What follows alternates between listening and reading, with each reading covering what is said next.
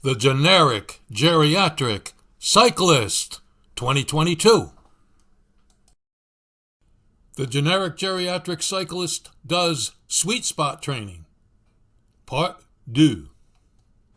Hello and welcome. I'm the Generic Geriatric Cyclist.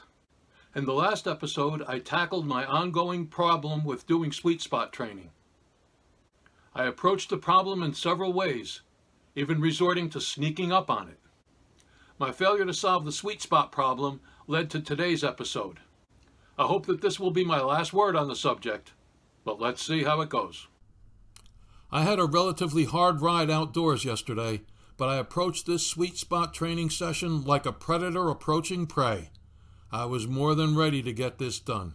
The spirit was more than willing. Unfortunately, the flesh was weak. Weaker than usual. Reality struck. Even the warm-up seemed harder than it should have felt. I did 5 minutes at 195 watts, the lower end of sweet spot, and couldn't face another interval. I restarted with erg mode set at 185 watts to do tempo intervals. I did 2 and then had to quit. I had nothing today. Lesson learned. Do your hard sessions after a rest day. Duh. So if being tired was the problem, being rested must be the solution. Here's hoping. So here goes. Erg mode will be set at a tempo pace, specifically 180 watts. The plan is to use 180 erg mode watts as a baseline and to ratchet it up to sweet spot, which begins at about 195 watts. Let me explain my logic, such as it is.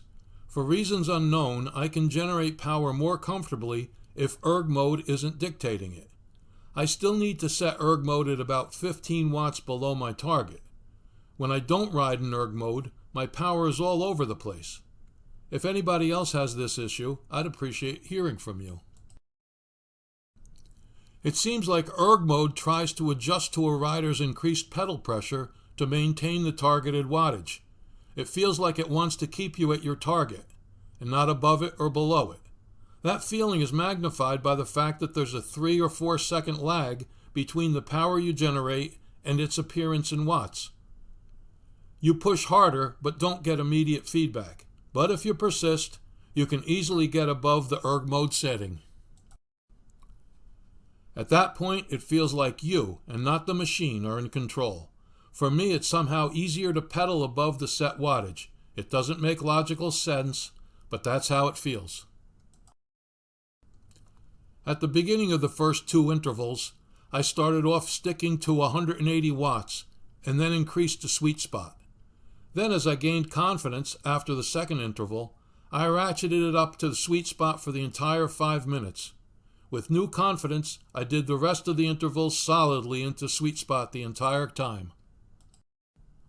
So, it seems like I stumbled into the magic formula for success, doing sweet spot sessions after a rest period and setting erg mode 15 to 20 watts lower than I planned to ride.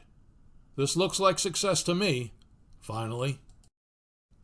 So now I can look forward to all of the purported benefits of sweet spot training, if my legs can hold together. So, I solved the sweet spot problem.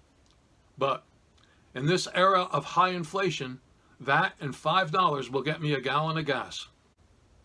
Being finally able to do sweet spot training isn't an end in itself, but it unlocks a powerful tool to make me a better cyclist. With regular sweet spot sessions, I hopefully can go faster and go longer at a faster pace, making me a stronger cyclist. So that's it. So long, and thanks for watching.